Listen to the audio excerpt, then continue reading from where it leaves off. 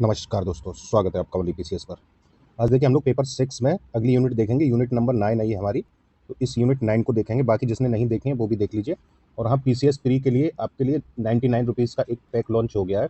जिनको समस्या हो रही है, काफ़ी लोगों का मैसेज आ रहा था कि प्री के लिए हम लोग क्या करें, कि बैलेंस नहीं बना पा रहे हैं, तो इसमें 99 के पैक में आपको जब तक मिलेगा, जब तक आपका प्री नहीं होता है, तब तक ये डेली 150 क्वेश्चंस आपको मिलते रहेंगे।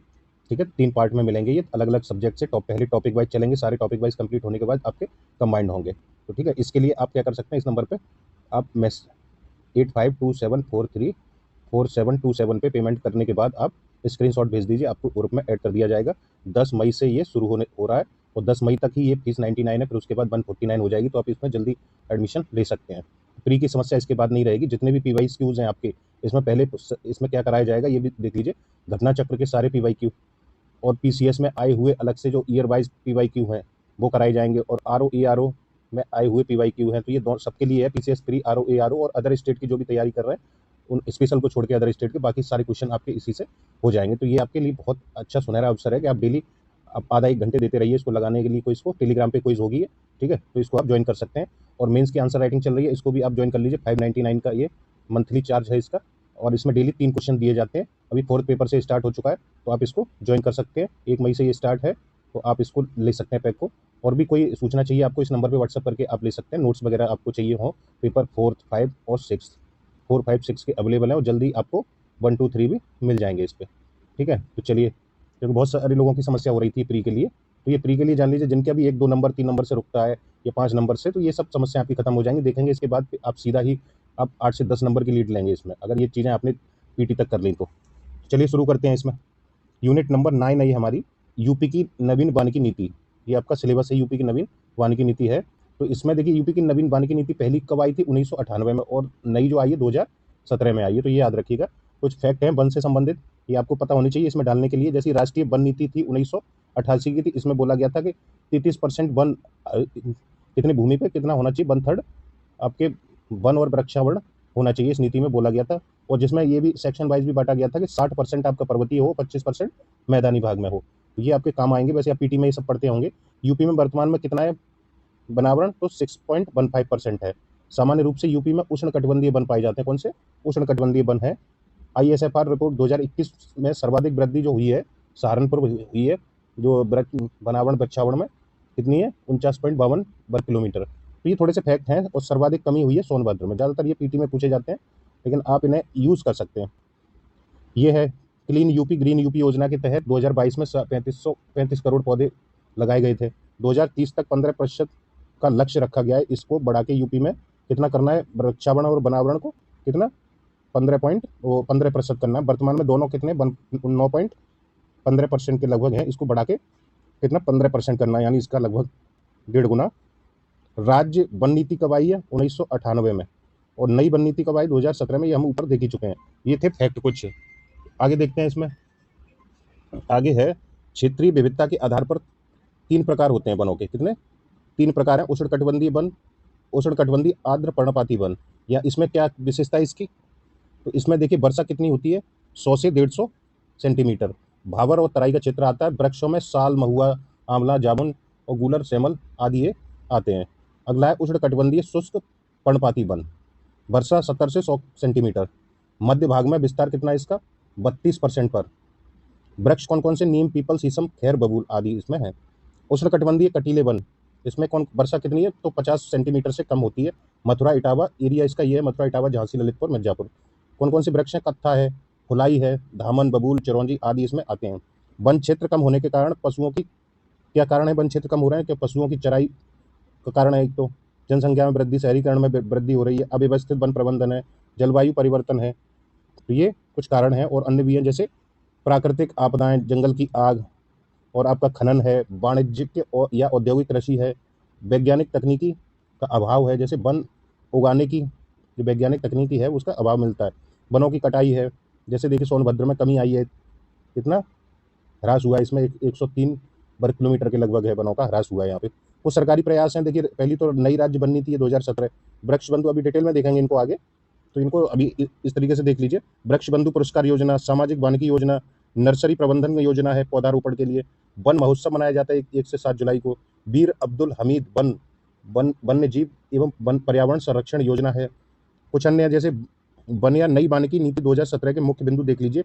अभी और इसे डिटेल में देखेंगे हम लोग। कुछ मुख्य बिंदु यहाँ देख लीजिए। जैसे निम्नीकृत भूमि बंजर, खादर, बीहड़, कोरा पर वनीकरण एवं मृदा संरक्षण की योजनाओं का निर्माण एवं क्रियान्वयन करना। वनवासी केंद्रीय वन प्रबंधन पर जोर देना। निजी भूमि पर सामाजिक तथा कृषि वानिकी द्वारा वृक्षारोपण में वृद्धि करना। अंतर्राष्ट्रीय मानकों जैसे लगाए गए पौधों पर कार्बन क्रेडिट प्राप्त करना। पानी की गाद को कम करना, जो गाद हो जाती है ना पानी में, मिट्टी वगैरह जो जम जाती है, करने का प्रयास करना। जलाशयों, बाढ़ तथा सूखे के प्रभाव से मिट्टी कटाव पर नियंत्रण करना। जैव विविधता और वन्य जीव से संरक्षण और सुधार हेतु रणनीति तैयार करना और लागू करना। इको टूरिज्म डेस्टिनेशन विकसित करना। तो ये इसके कुछ मुख्य बिंदु हैं। आगे देख लेते हैं। आगे आपका आगे हैं ये पॉइंट कुछ आपके, इन्हें भी देख लीजिए। जैसे ये देखिए यूपी राज्य वन नीति, इसके बारे में डिटेल में देखते हैं 2017 के बारे में। निर्माण इसका राष्ट्रीय वन नीति 1988 के अनुरूप हुआ था। प्रमुख बिंदु इसमें अब इसे डिटेल में देखेंगे हम लोग। 1/3 भूमि को वन एवं वृक्षारोपण से कवर करना, जैसे परती, ऊसर, बीहड़, खादर और अन्य गैर वन क्षेत्र भूमि के वृक्षारोपण की रणनीति को अपनाना। संरक्षण, विकास और वैज्ञानिक प्रबंधन करना। हरित क्षेत्र एवं कृषक आय में वृद्धि करना, जैसे कृषि वानिकी को बढ़ावा देकर सामुदायिक वानिकी में वृद्धि करना और गाँव में हरित पट्टी का निर्माण करना। नदी तट के किनारे वृक्षारोपण करना। पर्यावरणीय पर्यटक स्थलों का विकास करना है इसी में इसके लक्ष्य वगैरह हैं। और वनों पर अपनी आय हेतु निर्भर ग्रामीणों के लिए वैकल्पिक आय का व्यवस्था करना। और राज्य के निवासियों जैसे विशेषकर विद्यार्थी एवं युवाओं के बीच में प्राकृतिक संसाधनों के प्रति जागरूकता में वृद्धि करना। संरक्षण उपायों को सांस्कृतिक मूल्यों से जोड़ के धार्मिक उपवनों का विकास करना। और वनवासियों तथा स्थानीय समुदायों जैसे वन संसाधन संबंधी अधिकार देना। आय बढ़ाने का प्रयास करना। तो ये सारे इसके प्रावधान थे। और ये जान लीजिए सीधा सीधा ये टॉपिक है आपका यूपी राज्य वन नीति। तो आपको ये सारे पॉइंट तो रटे होने चाहिए।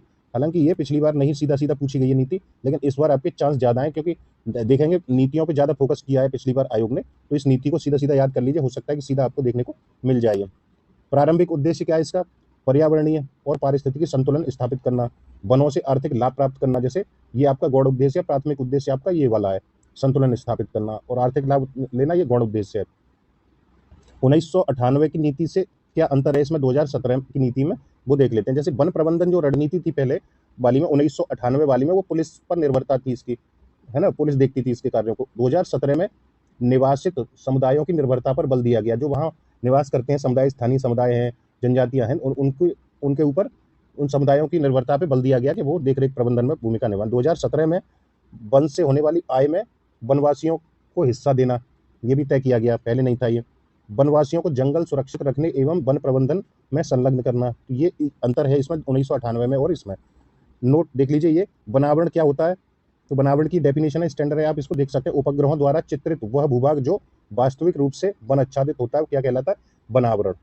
आगे देखिए 2017 की नीति में कुछ मिशन के दृष्टिकोण है, वो देख लीजिए, क्योंकि यही नीति का सिलेबस है, तो इसके सारे आयामों को हम लोग कवर करेंगे। मिशन का दृष्टिकोण क्या है? तो वैज्ञानिक वन प्रबंधन के माध्यम से सामान्य वन की स्थापना करना और सामुदायिक कृषि और खेत वानिकी तथा औषधीय पौधों की खेती को प्रोत्साहन देना। मूल्य संवर्धन, प्रसंस्करण एवं मार्केट लिंकेज के माध्यम से वनवासियों एवं स्थानीय समुदायों को वन से जो उपज होती है, वनोपज का पूर्ण लाभ देना। वनोपज का उत्पादन, प्रसंस्करण, विपणन हेतु क्या करना? क्षमता विकास एवं प्रोत्साहन देना इसके। और अन्य प्रावधान जो हम लोग ऊपर देख चुके हैं ना, वो वाले इसमें शामिल कर लेना। सरकारी प्रयास हैं, जैसे इसमें कुछ संस्थान है, जैसे भारतीय वन यूपी संशोधन अधिनियम 2000 अप्रैल 2001 में लागू किया गया। यूपी वन विभाग की स्थापना 1974 में की गई। वन प्रशिक्षण संस्थान 1988 में बनाया गया। राज्य व अनुसंधान प्रयोगशाला 1970 में कानपुर में बनी। इसी को 1993 में राज्य वन अनुसंधान में परिवर्तित कर दिया गया। तो इन संस्थाओं को आप कोट कर सकते हैं कहीं भी, है ना। कुछ महत्वपूर्ण कार्यक्रम और योजनाएं देख लेते हैं जो सरकारी हैं। जैसे वृक्ष प्रतिपालक एवं वृक्ष मित्र योजना, समग्र वन विकास योजना है। यूपी के वनों को 1935 में राज्य की संपत्ति घोषित कर दिया गया था। वन महोत्सव यूपी में, जैसे आरंभ इसका कब हुआ था वन महोत्सव का? तो जुलाई 1952 में, 1952 में। प्रतिवर्ष जुलाई के प्रथम सप्ताह 1 से 7 जुलाई देख ही चुके हम लोग, वन महोत्सव मनाया जाता है। इस वन महोत्सव आंदोलन का मूल आधार क्या था? वृक्ष का अर्थ जल है, जल का अर्थ रोटी है, रोटी का ही अर्थ रोटी क्या है, जीवन है। तो इसका मूल आधार है, इसको आप कहीं भी कोट कर दीजिए, बहुत इंपॉर्टेंट है, इसको आप स्टार्टिंग में ही या कहीं भी इसको डालना अवश्य। संयुक्त वन प्रबंधन यूपी में 1992 यानी 1992 से शुरू हुआ था ये। यूपी के वन सेवा अधिकारियों व कर्मचारियों को प्रशिक्षण कहाँ दिया जाता है, तो भारतीय वन महाविद्यालय देहरादून में। सुझाव देख लीजिए, मनरेगा के तहत देखिए कुछ सुझाव देने पड़ेंगे अपनी तरफ से बढ़ाने के लिए, तो ये आप डाल सकते हैं, सुझाव अच्छे हैं। मनरेगा के तहत जैसे मुख्यमंत्री कृषक वृक्ष धन योजना, मुख्यमंत्री फलोद्यान योजना, मुख्यमंत्री सामुदायिक वानिकी योजना, इन सब का लाभ देते हुए वनावरण में वृद्धि की इनसे की जा सकती है, अगर इनका उपयोग किया जाता है इसमें, तो है ना। कृषि एवं अन्य निजी भूमि पर कृषि वानिकी मॉडल लागू करना, कृषकों की इच्छानुसार खेतों की जो मेड़ वगैरह होती हैं और आदि, ये उन पर क्या करना, वृक्षावरण करना। तो ये इस तरीके से आप कुछ सुझाव दे सकते हैं, अपनी तरफ से भी इसमें ऐड कर सकते हैं। अब देखिए एक साधारण सा ये है, वनों से लाभ क्या क्या होते हैं। तो देखिए विरोजा एवं तारपीन के तेल की प्राप्ति होती है, चीड़ के वृक्ष की जो राल होती है उससे इसकी प्राप्ति होती है, कत्था खैर वृक्ष से प्राप्त होता है, कागज उद्योग में कच्चे माल के लिए बेंत और बांस का प्रयोग होता है, बीड़ी उद्योग में तेंदू पत्ते का उपयोग होता है, रेल स्लीपर एवं इमारती लकड़ी में साल, चीड़, देवदार और सागौन का उपयोग होता है। यूपी में लगभग 1000 प्रकार के वृक्ष हैं। तराई क्षेत्र में देख लीजिए रोबोल्फिया सर्पेंटाइन और बाइओला सर्पेंटाइन सर्पेंस आदि जैसे औषधीय पौधों की प्राप्ति होती है, तराई क्षेत्रों में होते हैं। बुंदेलखंड एवं बघेलखंड में देखेंगे ढाक, महुआ, सागौन, सलाई, चिरौंजी, तेंदुपत्ता आदि, तेंदु वृक्ष आदि ये यहाँ पाए जाते हैं, तो इनका उपयोग हम लोग ऊपर देख ही चुके हैं। तो वनों से और भी काफी लाभ है, ये मुख्य जो पौधों से थे वो आपके लिए लिख दिए गए, तो आप इनको देख सकते हैं। यूपी के निर्वनीकरण हेतु उत्तरदायी कारक क्या क्या है, तो देखिए दो भागों में बांट के देखेंगे, एक तो मानव जनित है, एक प्राकृतिक है। तो मानव जनित कौन कौन से हैं, जैसे कृषि क्षेत्र में विस्तार हो रहा है उसके कारण निर्वनीकरण हो रहा है, उद्योग धंधों व ऊर्जा आपूर्ति हेतु वनों की कटाई हो रही है, जंगलों की में बढ़ती आग की घटनाएं, ये दोनों में ही आता है, जंगलों में बढ़ती आग की घटनाएं मानव जनित कारण भी है और प्राकृतिक कारण भी है। जनसंख्या में वृद्धि हो रही है तो आवास में वृद्धि होगी, यानी उस तो क्या होगा, वनों की कटाई की जाएगी निर्वनीकरण हेतु, ये क्या है, इसका कारण है।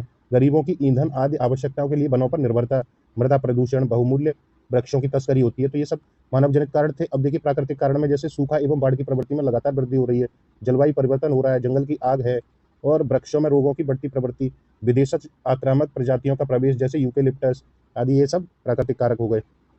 सरकारी प्रयास देख लेते हैं। वृक्ष बंधु पुरस्कार योजना 2007-8 में शुरू की गई। राज्य जैव विविधता बोर्ड निधि, इसकी भी 2007-8 में शुरुआत हुई। सामाजिक वानिकी योजना 1979 में शुरू हुई। यूपी में संयुक्त वन प्रबंधन कार्यक्रम 1992 में शुरू हुआ। ऑपरेशन ग्रीन योजना 2001 में शुरू हुई। वन सुरक्षा योजना है, ग्रीन यूपी क्लीन यूपी अभियान है 2015 में। वृक्षारोपण जन आंदोलन है, 6 वर्षों में 137 करोड़ वृक्षारोपण किया जा चुका है। तो ये हमारी यूनिट 9 थी जो समाप्त हो चुकी है इसमें। अब आप इसको बार बार देखिए, रिवीजन करिए, नोट्स बना लीजिए। नोट्स चाहिए हो तो आप उसी नंबर पे जो ऊपर दिया गया है 8527434727 पे आप कॉन्टैक्ट कर सकते हैं। प्रति पेपर आपका 99 रुपीज़ इसका प्राइस रखा गया है, जो आप बहुत मामूली है, आप इसको ले सकते हैं और अपनी तैयारी को इनहेंस कर सकते हैं इसके माध्यम से। और इसके बाद जो जान लीजिए यूपी के जो पेपर हैं, कुछ भी आपको पढ़ने की जरूरत नहीं है, ना ही घटना चक्र का और ना ही वो आप देखते होंगे और भी जो मार्केट में है उन सबको समाहित करके ही बनाया गया है, तो आपको कहीं जाने की जरूरत नहीं है, एक ही सोर्स से आप पूरा काम चला सकते हैं। ठीक है, चलिए इसमें इतना ही। वीडियो अच्छा लगे तो लाइक शेयर कर दीजिए और जो लोग अभी तक चैनल से नहीं जुड़े हैं वो जुड़ जाएं, सब्सक्राइब कर लें चैनल को। Thank you.